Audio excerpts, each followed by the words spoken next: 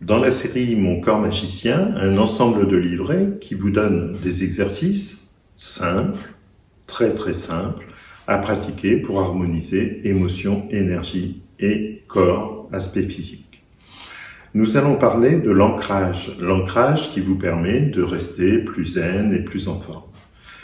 Nous insistons sur l'ancrage, je vais vous expliquer pourquoi. Donc, nous allons parler dans le domaine physique des forces qui s'appliquent sur votre corps, qui viennent d'en haut, qui s'appelle la gravité, qui vous pousse vers le bas, des forces réactionnelles du sol qui remontent, qui vous permettent d'ajuster, de rester droit.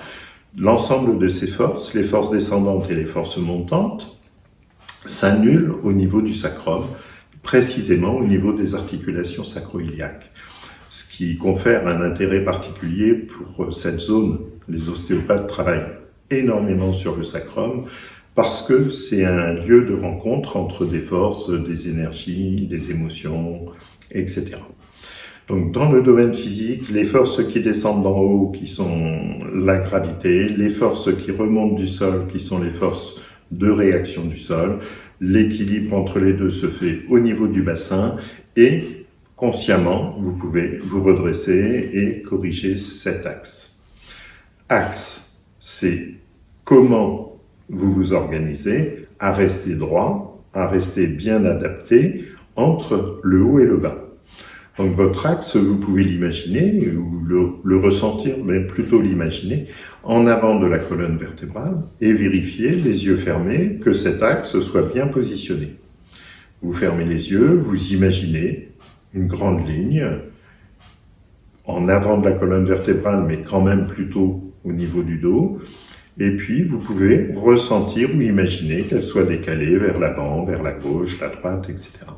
Et par la volonté, par l'effort ou par des exercices, repositionner cet axe.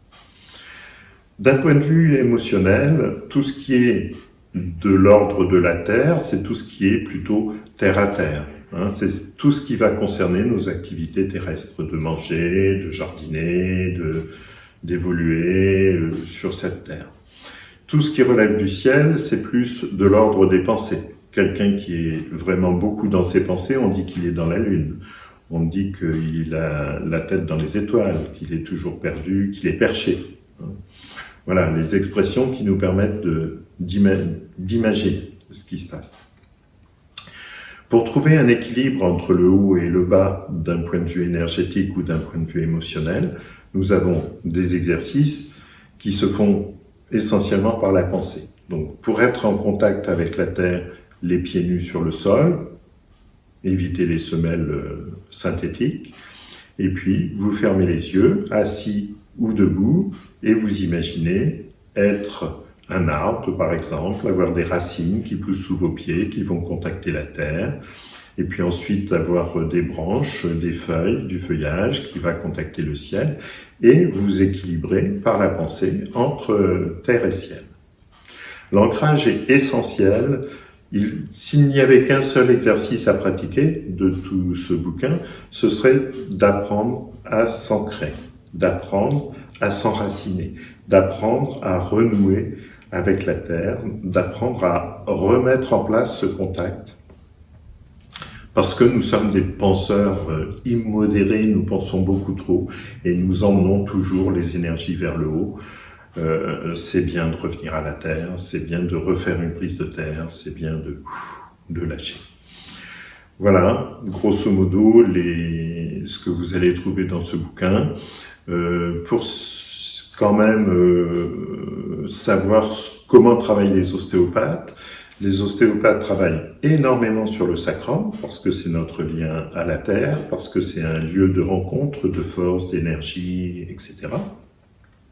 Et pour équilibrer entre le haut et le bas, ils récupèrent la mobilité du sacrum pour le bassin, de l'occiput à l'arrière de la tête, c'est un os de la tête, et ensuite ils remettent en harmonie, c'est-à-dire qu'ils font en sorte que les deux soient bien synchrones dans leur mobilité, de manière à aider leurs patients à retrouver un équilibre juste entre ciel et terre.